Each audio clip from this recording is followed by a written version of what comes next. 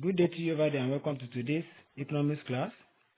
Last week we started with the concept of demand, part 1, where we look at the definition of demand, we look at demand schedule, we look at difference between demand and wants or needs, and some other things like that.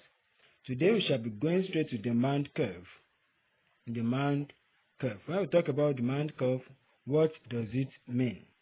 As you can say, it can be defined as a graph showing the relationship between the price and quantity demanded of a commodity.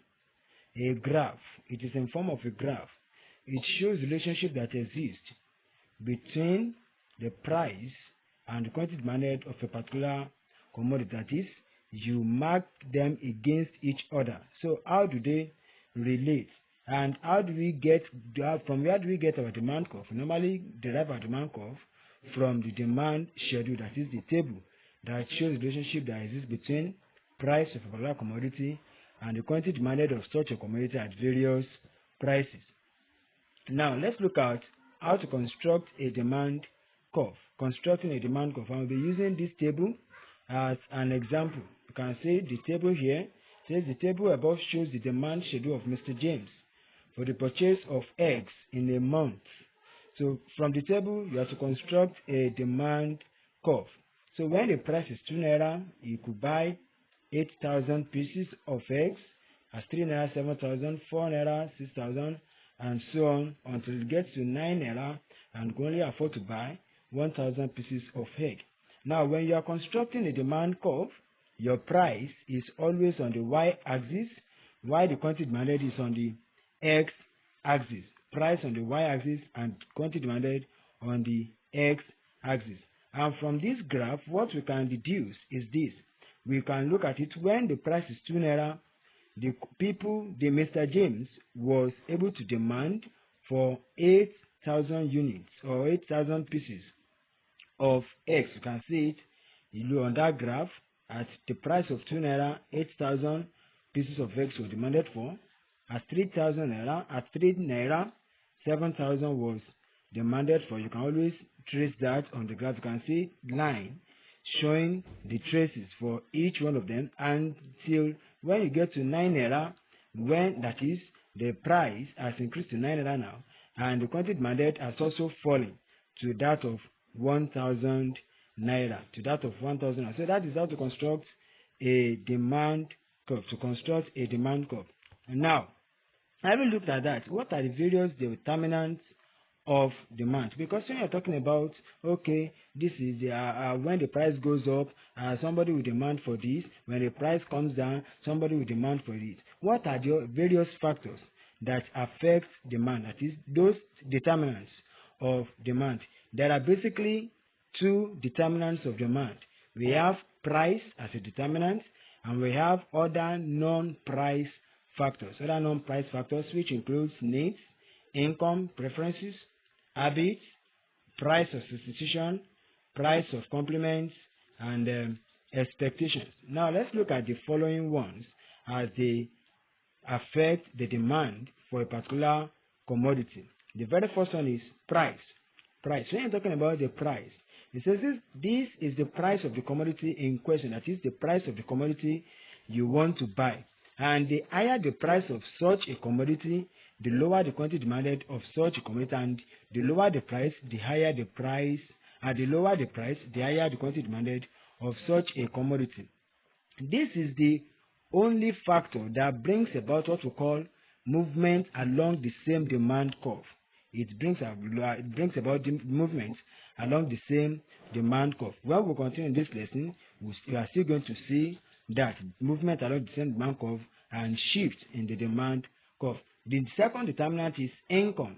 Income says the higher the income of a consumer, the higher the quantity demanded of such a commodity, especially when such a commodity is a normal good.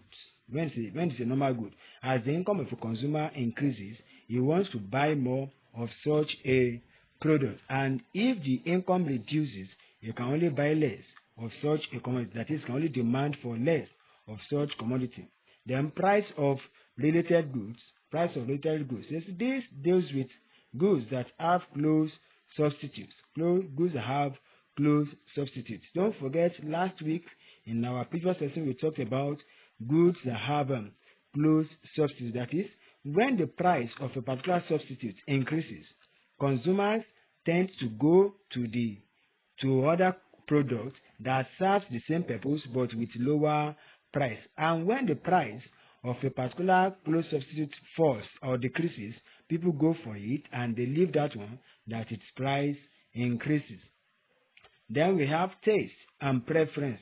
Taste and preference. If the taste of a consumer for a particular commodity changes, the quantity demanded of such commodity will also change.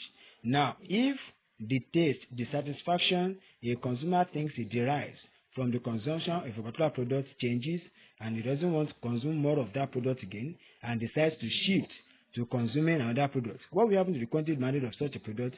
It will fall, because as such a customer changes the taste, there may also be other customers in the market that change the taste. So the quantity demanded for it, for such commodity, will reduce.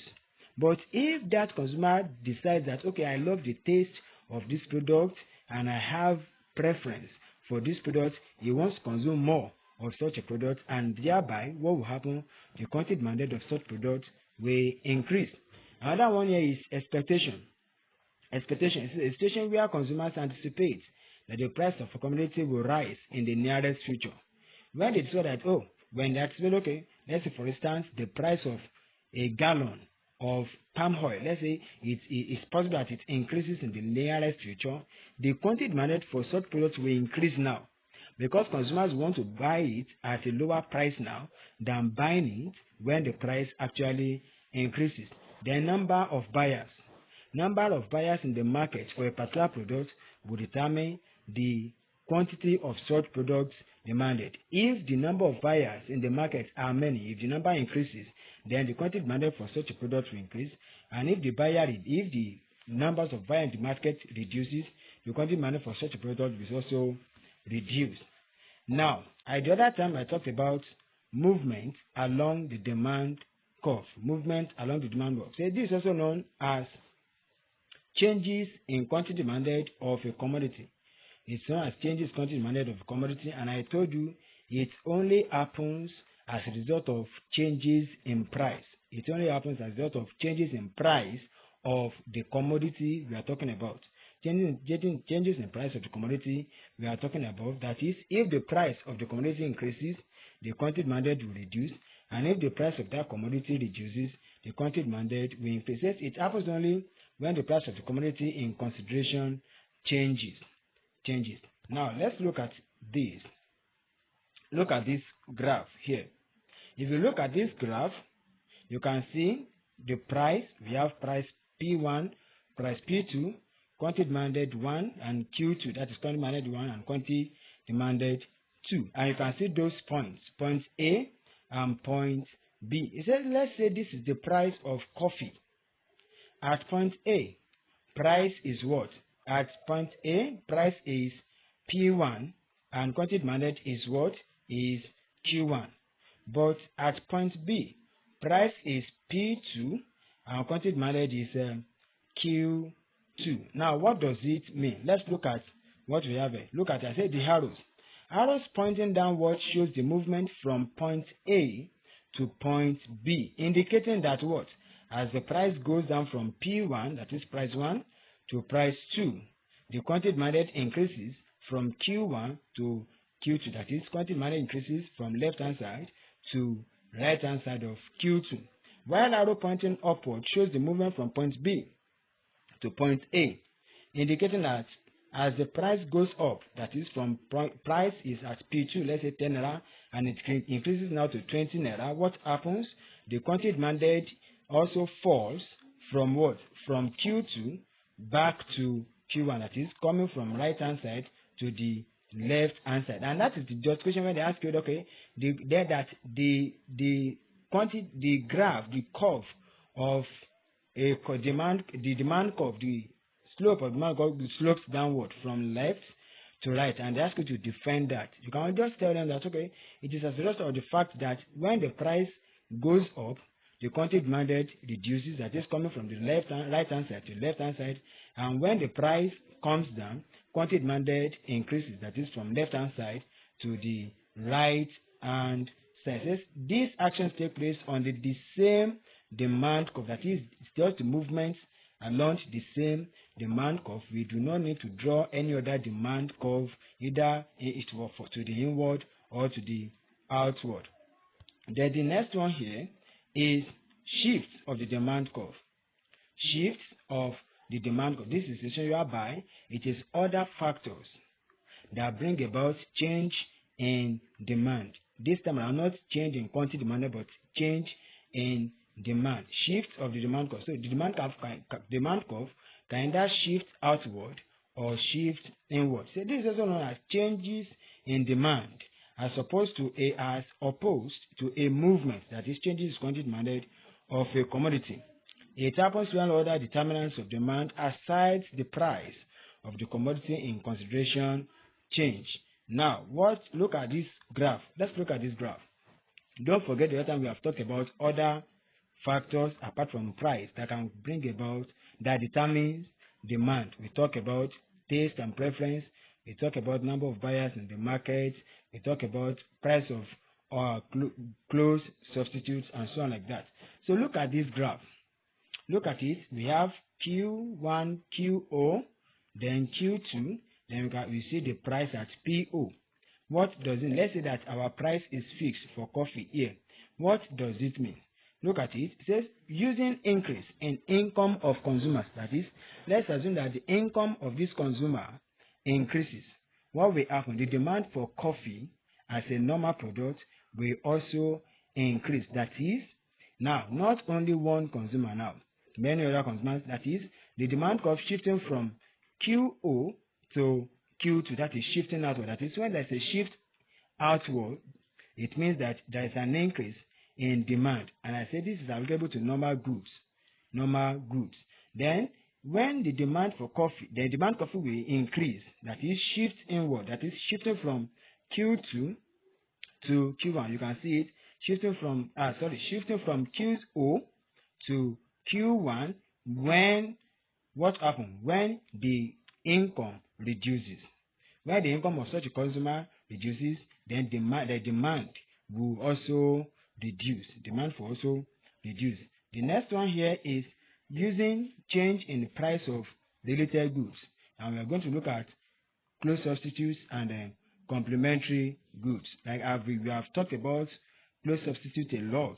That when I say goods of close substitutes are those that if one is not available or there's a change in price, one can easily shift attention to demanding the other available products. That is demanding other available goods. And look at the example we use here, Milo and coffee. They say the price of Milo has increased while the price of coffee remains the same. A rational buyer will want to buy more of coffee rather than buy more of Milo. And this is also applicable to other buyers in the market.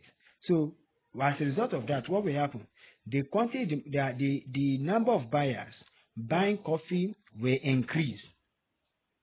And those number of buyers buying Milo will reduce. Why? Because as a result of the fact that both coffee and Milo, they serve the same purpose, and the price of Milo has increased while the price of coffee does not increase. So rational buyers will go for more of coffee than Milo. Then for complementary goods, since complementary goods are those who go hand in hand. That is, the demand for one of them affects the demand for the other. For instance, now, it means that the two products, they cannot go separately. They go hand in hand. They go hand in glove, pari passu. For instance, now, you need a car. You have a car, and your car cannot run on water. Your car cannot run without fuel. So you need petrol. So car and petrol, they go hand in hand. Now, what happens? Look at this example. It says, say the price of petrol has reduced while the price of car remains the same. That is, the amount of money, the amount you buy a liter of petrol has reduced, and the amount spent in buying a car does not increase. Now, what will happen? There is the tendency for people to demand for more of cars. So, since the running expenses has reduced, because some people want to run away from the cost incurred in maintaining the car. But now the price, like for let's say petrol as we are saying, the cost incurred in buying petrol, in fueling the car has reduced. What happens? People may buy more of car, more of car. So goods that are complementary in nature.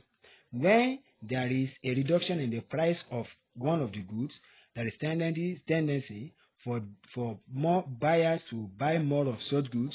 And when the price of on one of the commodity increases, buyers may buy less of such commodity. These are the things we actually want to consider today. So to the next class when we shall be meeting, I'm still your regular host, David-Emmanuel Victor. Till then, bye for now.